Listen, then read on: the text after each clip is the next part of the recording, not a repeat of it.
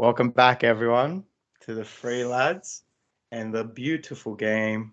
I am your host, who's the most, and joined by my two co-hosts, Red Devil Soul and Joey 6 times. How are we doing, man? How are we doing? Actually, I'll ask Joey 6 times first, and then I'll ask Red Devil Soul how he's doing, because I feel like I know how Red Devil Soul's doing, but let's just get straight into it. Feeling very good.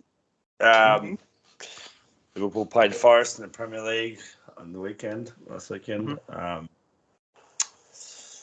Pretty much went how I predicted it was going to go. One way traffic pretty much the whole game. Sorry, cut you off. So what did you predict for that game? Just out of curiosity. Forest win. Stop it. Get some help. I think we know why he's done that. It was out of spite. We covered that on the last show, actually. It was good for the occasion, man. I love it. It is what it is. Yeah, continue. I don't think he was ever expecting to actually get that one right. I don't know the way we were. I don't know. We were watching a bit of it, and the way he was praying. He's a godless man, but the way he was praying, I don't know.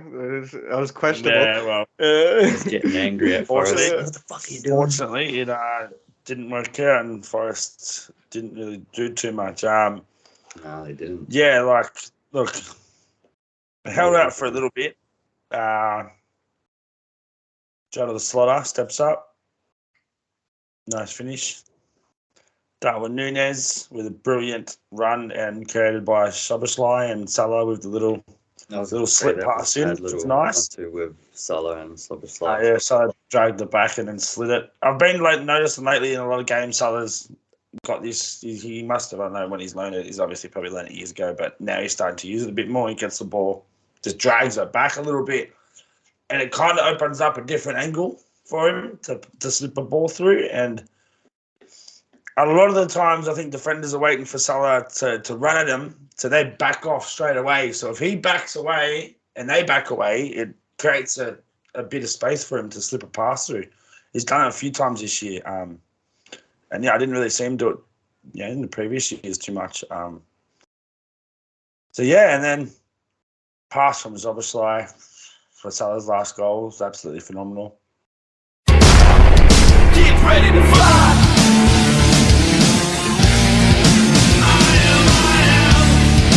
I think it was his left foot as well, inside his own half, like on the edge of the 18-yard box. The fuck was that keeper doing? Honestly, I don't know, man. I can't say good enough things about this Hungarian bloke. He's just phenomenal. I'm not having a dig at you here, Jacob, but to think that we were going to get Mason Mount and we didn't, and then we got him, I feel incredibly blessed that we missed out on that. Because I think that's initially who we were going for, Mason Mount, and then Mount chose United, and then we went on to Szoboszlai. So I can thank you, Mason. This is all I can say. He's got I think, I'd have to check statistically, but I definitely know he's got at least 3 or 4 man of the matches already this season for a guy who's just come to the Premier League, who's just turned 23.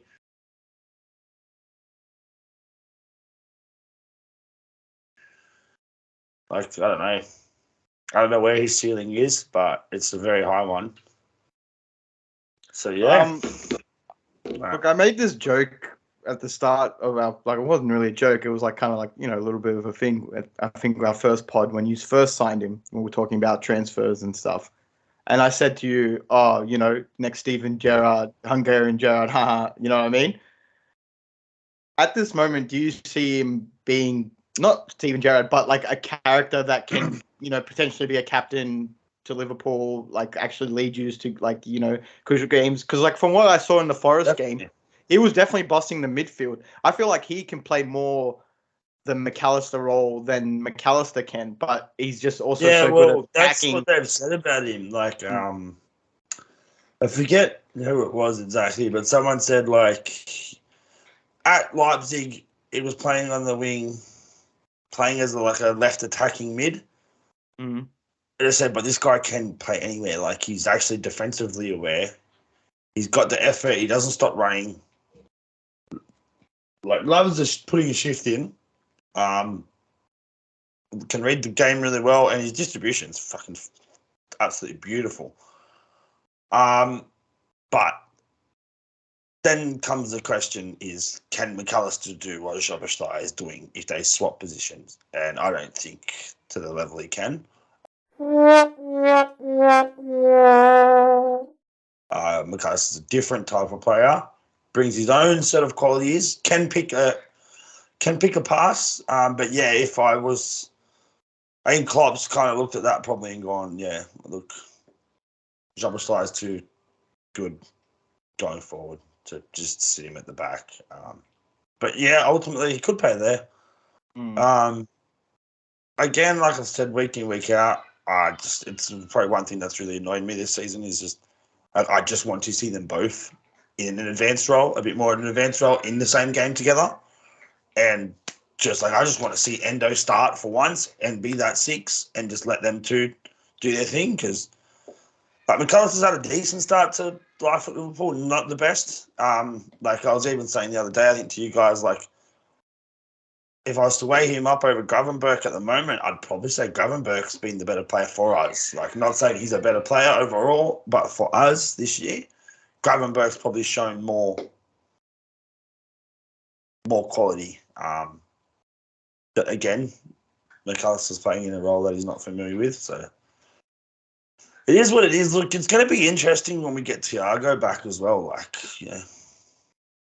He's a tempo style player, so whether or not he comes into the starting 11 and then McAllister moves up a little bit, then you've got 3 players in midfield who can just silk passes together. So that's something I'm kind of looking forward to. At the same time, you don't have that defensive beast in there when you got them 3 in there. There's been talk of this Andre coming in January. Apparently, he's been compared to the South American Kante, they reckon. So we'll see if he ends up coming. Who's this? Who's this? Sorry.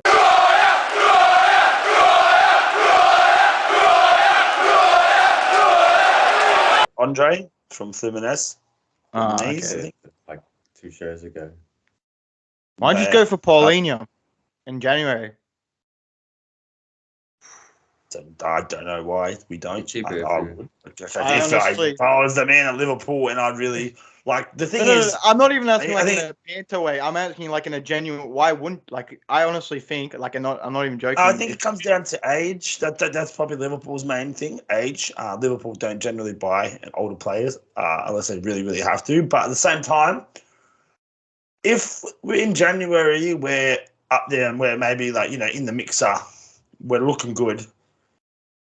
Then I think that whole younger transfer policy may go out the window in the hopes of maybe one more quality player would push us over the line. I mean, you signed Thiago, who was at what? He was in his first league. I know he's not the same level. 20 million, but 20 million we got him for. So, yeah, okay. I doubt we're going to get Paulina for 20. If we could, No, I could They wanted, 100% sure. I think Bayern was Klopp going would to be- buy him for 30 million or something like that. I can't remember exactly, but yeah. I think the fee was a lot higher than that. I think it was around 60 or 78. Yeah, I think it was about 6. Okay, there we go. There we go. Bro, what are you talking about, man? At least, it was at least 60 mil from memory. Okay, there we go. Yeah. Again, if it was 20 million, I think Klopp would have snapped him up already. I think anyone would. Even probably City, if it's gone for 20 million, you'd have 100%. every top league, every top team in the world lining up for him because he's worth his weight in money, that guy. But we want to sell Calvin Phillips in January. Apparently, he might be going. Yeah, so look, you want to use, might get him. I don't think. Yeah, I'm not for buying Man City Jax personally. If he's not good enough to get in your team, he's not good enough to get in our team. That's the way I say it. What? James Milner? James Milner, but that's when we're building. It's a bit of a different circumstance. That's like, Yeah, it is. Kind of comparing, like, the older Like City Liverpool to the older Man City and saying, well, like, so yeah. But I don't know. I feel like got Milner again. We got Milner on a free transfer. Milner brought mentality with him. Milner brought experience with him. We're not really in too much need of that at the moment. We've got plenty of experience and plenty of quality. Yeah. We're not trying to change the mindset of the club. We tried to keep James Milner this year, but he wanted regular playing time, and we said, nah, we wanted him more as a guidance role. I think that's the best quality of James Milner, really, was the level of performance and expectations that he had of everyone else in the team drove everyone on. His level of professionalism is something that you can't, it's very hard to find. He's like a manager on the field. At the end of the day, like, you know what I mean? In a way, you were silly letting him go on a free transfer because he went on to win every trophy he could at us. So, most played games in the Premier League. Yeah, I'm pretty sure he was starting games for years too. It's not like he wasn't like just never getting used. Like he was very like 10. I haven't even seen him in a City shirt this year. I think he played once and he was terrible. Yeah, to be honest, I never really rated him that highly at Leeds. Like the team he played in got relegated. I think like we're on their way to getting relegated. But the thing is, he was injured for most of that season. When I see him for England, like he's all right. He's decent. Yeah. Overpriced, overrated English player. There's plenty better out there than Calvin Phillips. I mean, it's all right. Like, overrated as fuck, in my opinion. I mean, look, I don't think he's bad. I just think he's just not Man City standard, which is not the worst thing in the world. There's a lot of players that aren't. You know what I mean? If he was going for 20 million, I'd take a gamble on him because 20 million's nothing in today's day and age. But like, I don't know. Like, we've got Stefan Bajcetic, who's last year showed that he can play Premier League level football. So I wouldn't unless we're going to get someone like who's completely different mold. Like, I know Calvin Phillips is a CDM, but I wouldn't call him a destroyer. So I'm asking more for CDM, mate. Destroyer. He's stocky though. He's small. I just got the head. Like, you look at him and you're like, that guy loves the 50-50 challenge. That's the type of guy. I mean, like someone who's just looking for them bouncing balls, them second balls, and just boof. Well, he's not too bad with that. Casemiro, for example, man, like you've seen the Casemiro's highlight reel of tackles, man. Like, well, look, he's definitely not a Casemiro, but he does put a challenge or whatever. But his weakness, it's not even his weakness. It's more he just can't retain the ball like how we want him to. So that's why he can't play the Man City system. But I feel like if you went into like a West Ham, you know what I mean? Great. But yeah, Liverpool play similar. Liverpool don't play exactly the same as City, but we play very similarly, where we hold on to the ball, we pressure you, we recycle the ball rather than just launching the ball forward. Like, we're kind of a bit more. We're kind of like, we build up the play a bit more. Obviously, against like, City and stuff, we don't have as much of the ball. So the games that you see us play, we're more just ruthless, just let loose team, just hard to track down. But against 90% of the Premier League, we play how you do on the halfway line. We recycle the ball. We watched that Nottingham Forest game, bro. I was about to all in their half the whole time. Like, they couldn't get out. With high pressure, we don't let you get out. Yeah. Obviously, against City, we don't want to play that game because we don't want to leave 50 yards behind us because you have great players who will exploit that space, whereas teams like Forest and stuff don't really have the quality to really trying to kick it to Elanga the whole time, eh? Yeah. Y'all are trash. Yeah, it was actually like if I was a Forest fan, I would have like, why am I watching this? Like, what the hell? It's just throwing punches at us and we're trying to dodge it. Every time they got the ball, to Elanga, see if we can get there. Yeah. I think Forest had a bit of luck with that same tactic against us last year. We think we won 3-2 just. So they've obviously tried the same tactic. But this year we've got that bit of extra creativity in midfield, which the teams are trying to sit back against us now. It's not working because we've got a player like Szoboszlai. Like, we never had that last year. Or even the most successful years in the last couple of years, we never had that creative, besides Coutinho. But after him, we haven't had that creative beast in midfield. Like, we haven't had someone who can get the ball 1-2, move, shift, bang. Like, we've had Henderson, Fabinho, like Milner, like Wijnaldum, Oxlade, Chamberlain could score a screamer, but still, like, we're not.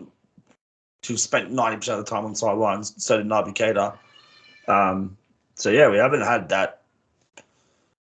I think we tried to get that last year on the cheap through Carvalho. Didn't work out. And yeah, we've landed on this guy who can seem to do it all. So yeah, to answer the question initially, yeah. He's definitely got Gerrard-esque qualities about him. I forgot about the question, eh? Yeah, he's 8-8. He's just the box-to-box guy, man. So Yeah, I'm really happy. he's definitely that 8 player. Like he's like the modern day 8. You know. Yeah. Like honestly, like I was so upset Gerrard, about Bellingham because for a whole season we were like, yeah, we're getting Bellingham. There's fucking photos of him and Trent. There's photos of him and Henderson. He's liked. And Mando. He was following Liverpool FC. He was following all the boys, and you know, like they went to concerts with each other. Yeah, I firmly believe that he wanted to come to Liverpool if we had. Because I feel like he wanted to be that Gerrard guy. Like, he wanted to be that. We didn't have the money, or we didn't want to spend the money.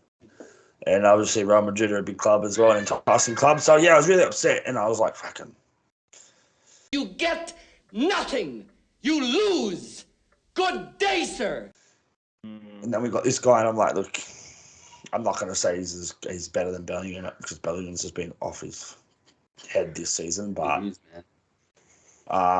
he's made me quickly forget about him. I'll just put it that way. Yeah, no, fair enough. That's a fair thing to say. Like, it's not like you're missing out. Honestly, like, would I swap Szoboszlai for Bellingham? I actually wouldn't. Like, I don't know why. Maybe because I got too much loyalty to the guy because I've seen him in a red shirt.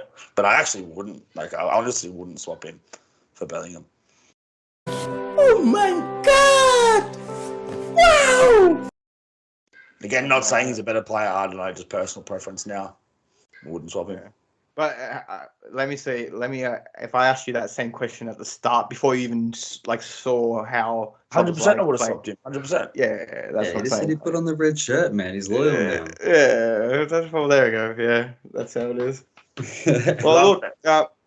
Yeah, no, 100%, 100%. But yeah, convincing win. Then we had the Carabao Cup fixture. I don't know. You probably didn't watch any of it, but the conditions there at the Bournemouth were just like, it was like a cyclone, man. It was like, I think 100-kilometre-hour winds, or nearly 100-kilometre-hour winds, and just pissing down rain.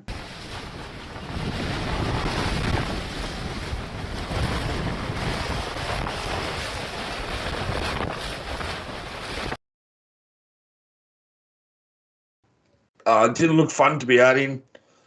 First half, we had the wind behind us, and like the amount of overhit passes because of the wind was ridiculous. Like, it was crazy. It was one of the craziest, insane weather events I've seen in a game of football. And yeah, I knew in that second half, because we'd only put one on them, that the tide that was going to change, because you just literally, like, you couldn't put the ball in the air. Everything had to go along the floor. If it went in the air, like I've seen Kelleher take a goal kick and the ball landed, like he's kicked the ball, it's gone, and it's literally like you watch the ball come back 30 meters to the edge of the box. Like he's put it up and it's gone, and it's just come back and taken the ball. And you're like, but don't do that again. You might, like, you literally might score an own goal.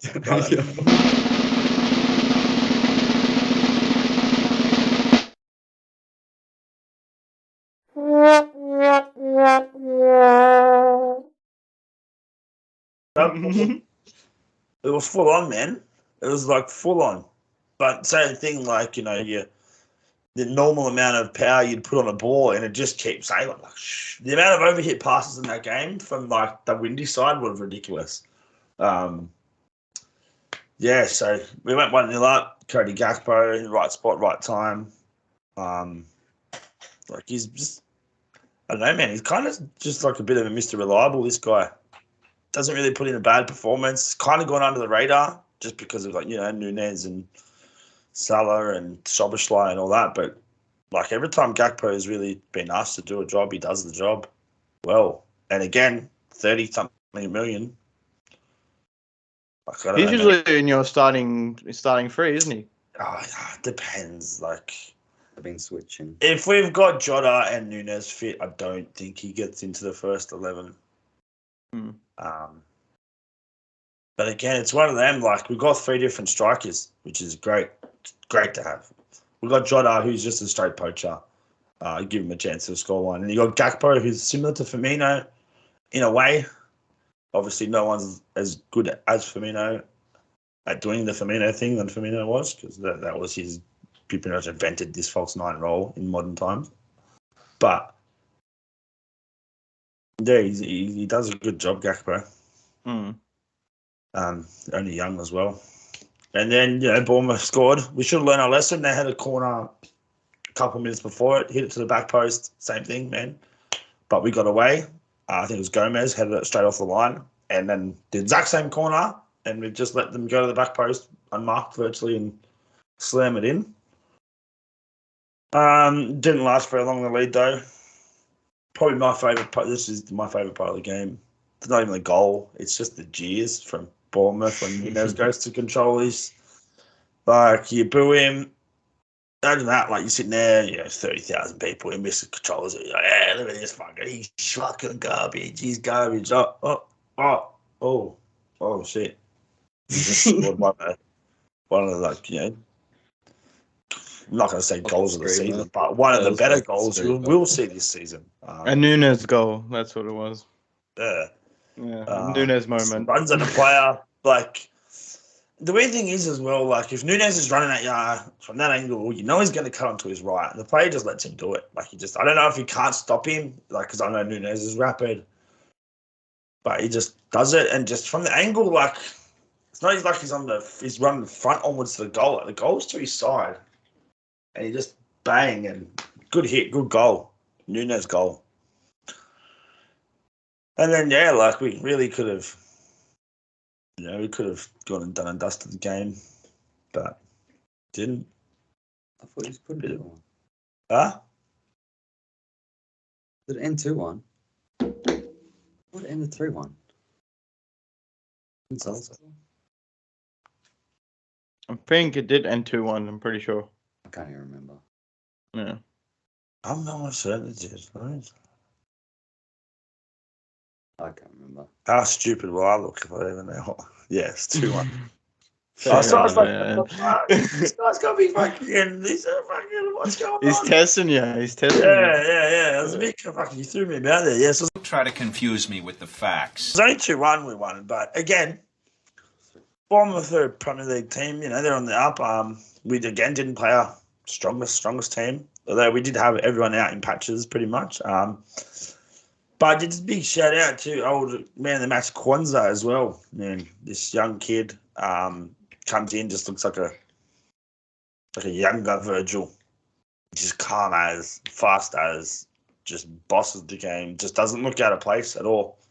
I've not seen one moment where he's looked like a youth team player that's just come into the first team. He just looks like it's starting. Like, if he keeps going, and I'm going to go out there and say this, if he keeps going the way he's going, and Canade has a couple bad games in a row, this guy is getting into our starting team. Like, he's starting. So, healthy competition, which is good. Makes me feel a lot better about not getting a Garvadol in the summer, or that Mickey Vindevan, whatever his name is, that Tottenham guy.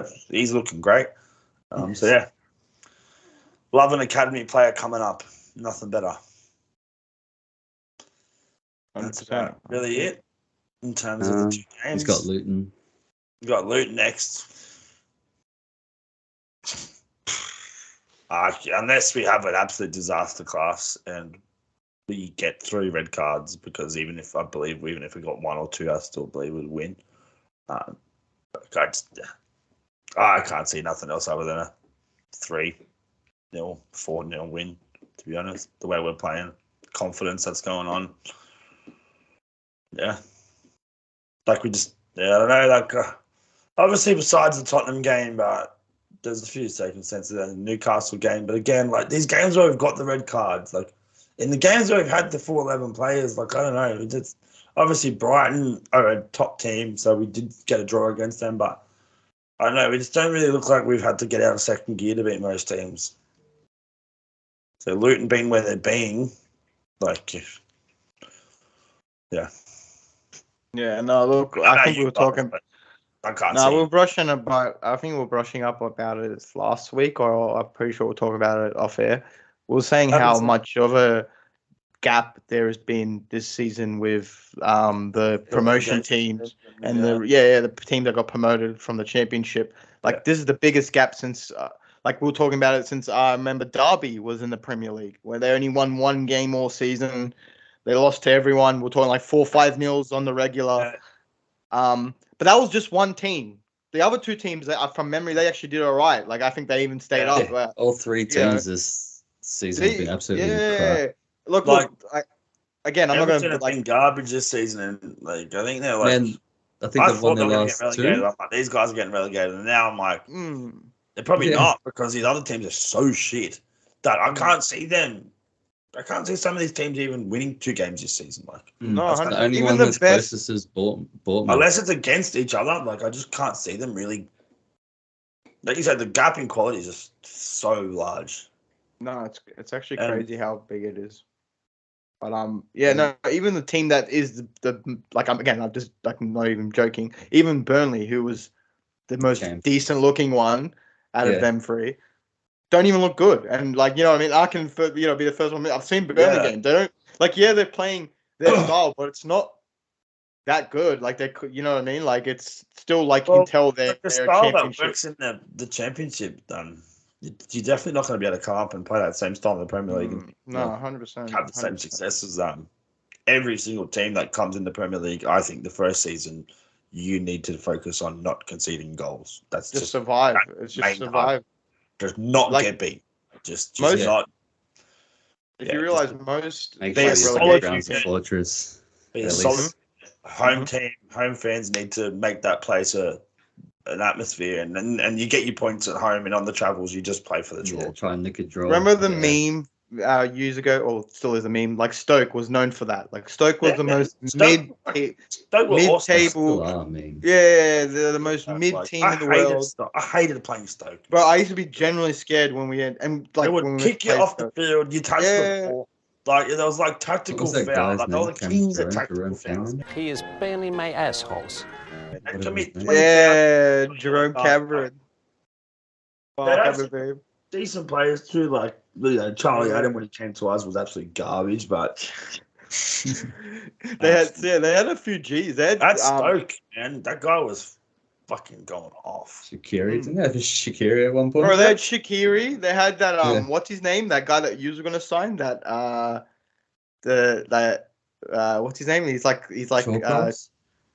no, he's Czech. He's like Czech. He plays. Oh no, he's Swiss or something. He used to play for him. I can't remember what his name. You were going to sign him a couple of seasons ago, but he was a striker. Where were? No, Man United were. They were going to sign him a couple of seasons ago, but you had like an outrage. It was when Radnick was there. It was a striker. Oh, Arnautovic. Yes, Arnautovic. Thank you. Yeah, bro, he was the thing about. He was pretty good, bro. Like he was good. When Stoke had him and Shaqiri, bro, them two together, like I think he's Austrian. Yeah, Austrian. Yeah, he is. Yeah, I was trying to.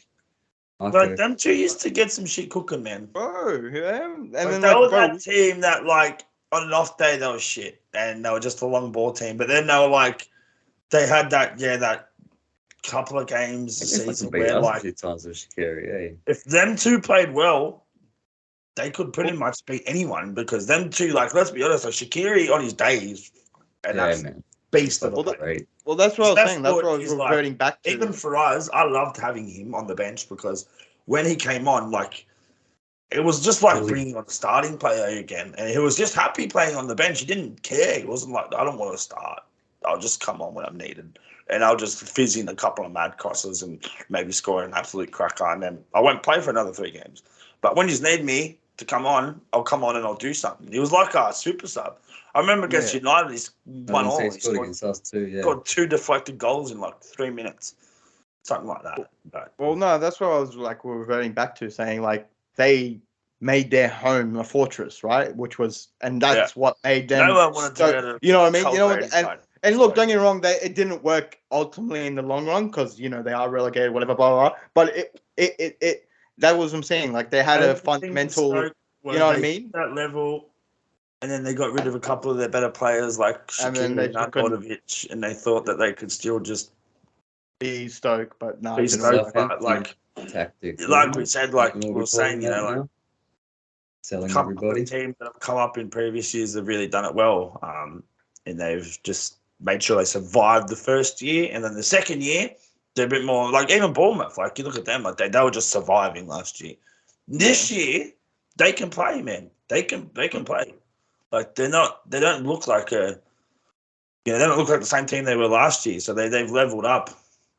Which but yeah, like Burnley have just come into the Premier League thinking they can just like we're gonna play the same as we did, and you know, like, we've got quality and stuff like that. But it's just like look at Leicester, relegated, and now they're like smashing the championship. So, bro, they're killing the championship. But no, that's what I'm trying to say. Like it's weird. Like all three teams are shit this season. Yeah. But what do you do? 3 easy 6 points for us, I guess. That's all I can say.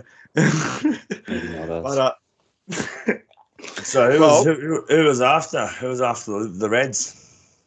Well, actually, the perfect segue. Let's move on. So look, the big game of the week. Yeah, the biggest game of the week. The most important game of the week. I feel like I'm gonna go out there before you even get into it. I'm gonna start hitting some controversy. That was not a penalty. Not in a million fucking years. We'll get into that. That's not even their biggest problem. Even if it wasn't not a problem. Yeah. We'll get into it. Trust me. Don't worry. Penalty, Anthony should have got sent off, but yeah. Oh, that's my. No, trust me. If anything, that penalty was the least of their worries. But we'll get into the game. Yeah. Should I take it away, Sol, or should you take it away? Nah, you take it away. Emotional damage. All right. Well, yeah. You know, it should be the winners that get to talk first, I guess. But look, Manchester is blue. Look, we know it's been blue for a while, but I'll say it again. Manchester's blue, and God, was it great to see this result happen there. Look, I'll talk serious about the game first, and then I'll maybe throw some little slight jabs in. So be prepared. All right, going into the game, before the teams were announced, I was a bit nervous because it's Derby Day. I'm not going to lie to you. I'm not going to be like, all right, look, I was confident 100% because we are City at the end of the day. I'm confident against most teams we verse, but it was still a Derby Day. You know what I mean? At the end of the day. So I'm going to expect, you know, anything can happen that day. You know what I mean? Like, so going into the game, I'm like, all right, fuck, here we go. Like, I remember I was about to pick up Sol. I was getting nervous. I was like, fuck. I'm like, what if this guy, get him over my house, they win, and I start crying in front of him? This is not going to look good. I'll never invite him over. I think me and you have had a similar experience, haven't we? You invited me over for a game, and Darwin scored. Yeah, but then, you know, what happened afterwards. But anyway, I think I've never invited you over since then after that game. That's what you get. That's what you fucking get, bitch. I wonder why. But look, jokes aside. Look, we go into the game, and then before I can't pick up Sol. Everything's happening, you know, we're all Derby Day jitters, and then boom, the announcement comes for the lineups. And I'm not gonna lie to you, Sol, as soon as you showed Sol's emotion, like I could tell he was like excited, like, you know, he was all jittery, he was throwing jabs at me, like, you know, when Sol's excited, he starts hitting you. That's when he's excited. I'm like, and then all of a sudden, he sees the team lineup and he's just shattered. It was at this moment Jackson knew. He fucked up.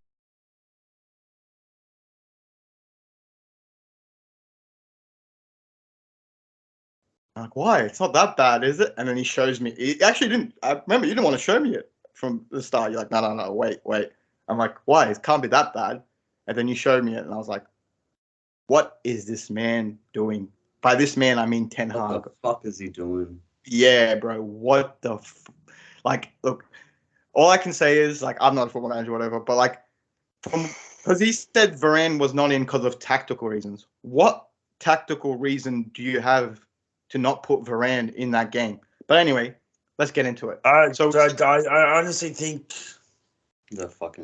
I honestly think it was just like he's just come back from injury. He probably didn't like.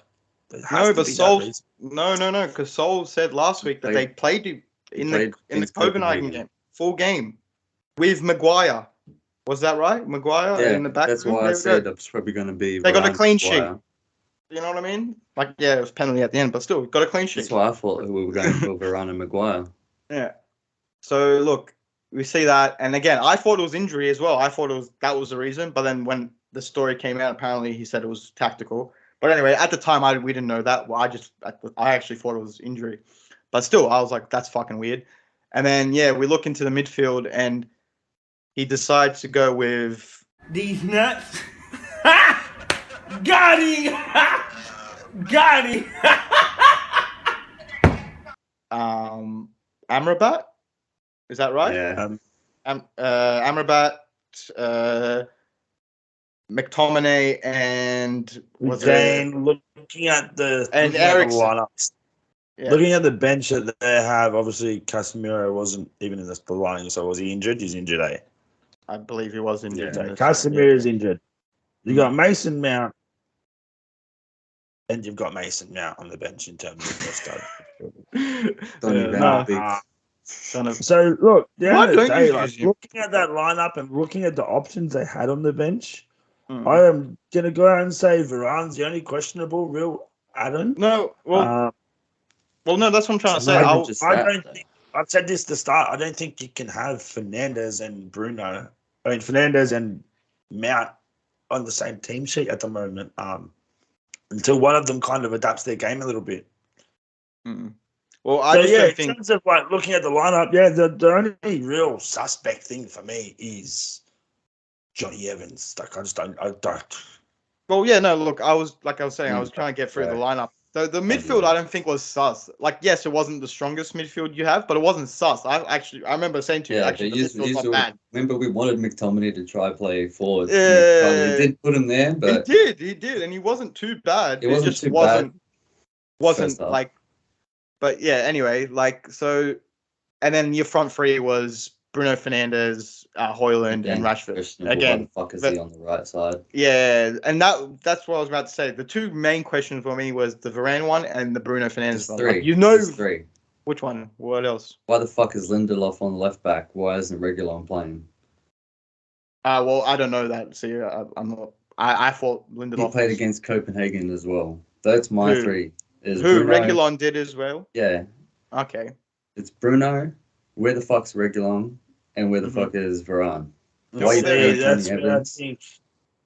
I think this was really a tactical mishap from Ten Hag. Obviously didn't fucking work. I reckon, obviously didn't. I reckon you were of the hope that you could play three at the back when possession of the ball.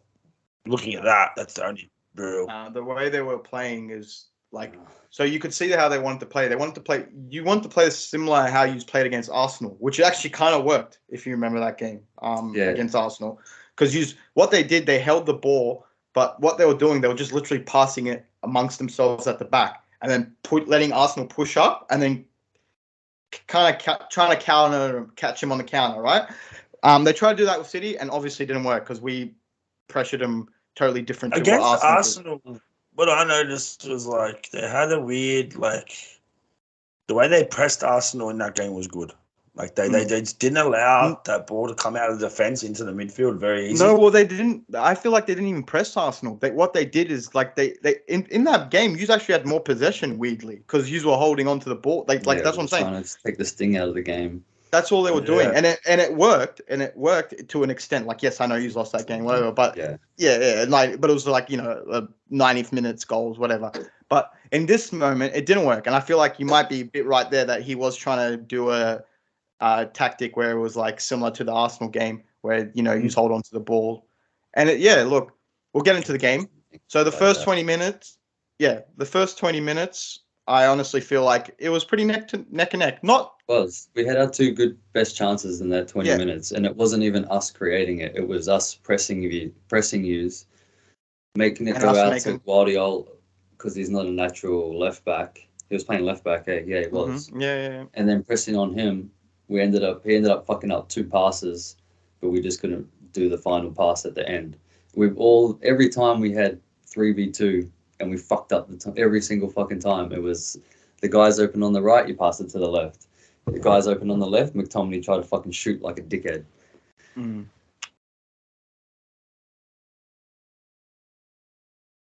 There was actually one moment where he should have passed it to Rashford for that opportunity where he broke from the I think it was the second mistake. But anyway, so look, for the first 20 minutes, it was pretty back and forth. I'm not going to lie. Yes, we were holding on to the ball more, whatever, we were doing the City thing, but they were containing the game, fair play. Then it gets to the penalty. Look, was it a soft penalty? Absolutely, especially for a Manchester derby. But was it a penalty? In my opinion, you can give those, you can't give those. Yes, and for a Manchester derby, it is a bit soft.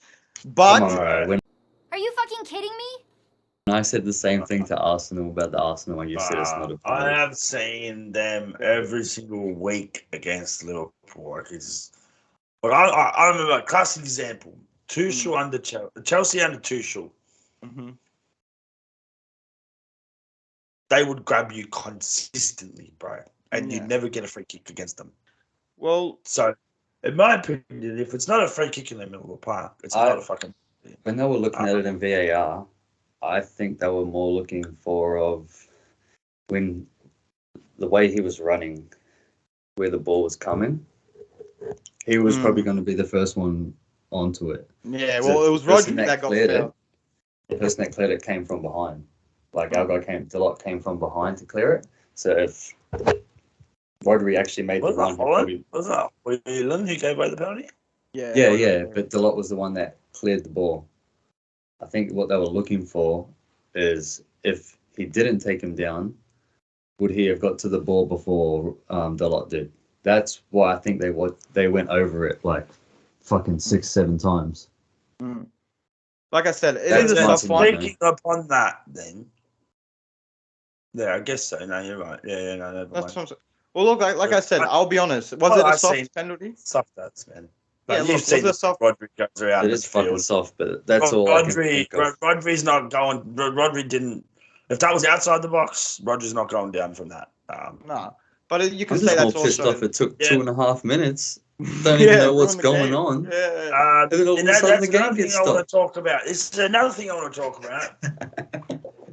Right? How come he's can play 2.5 fucking minutes of football and then go back to the decision, right? But it's Liverpool. You have this one. But it's Liverpool against Tottenham, and they know they made the decision. They go, we fucked up this thing.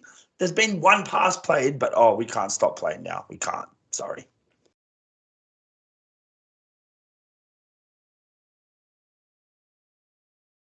Like, what's the fuck? I mean, that has happened to Liverpool before. I'm pretty sure that happened last season at the City versus Anfield when we came to town. Yeah, but all the rules have been changed this year. We're not talking about last year, George. No. That was last season. It was the same rules. It was the same rules last season. It was literally the same rules. It was literally the same rules. What happened was we scored, and then they took the game back after 5 minutes for a foul that Haaland did. You know what I mean? So I don't know. You can't. Yeah, that's in the build-up to the play. Like it's. But no, you're saying like it's never happened before, but it has happened. I'm not saying it's never happened, but I'm just saying in this particular circumstance this year, they said once the ball has been replayed, they can't do nothing about it. We can't stop the game, and it's like well, fucking can because you did it 2 weeks later.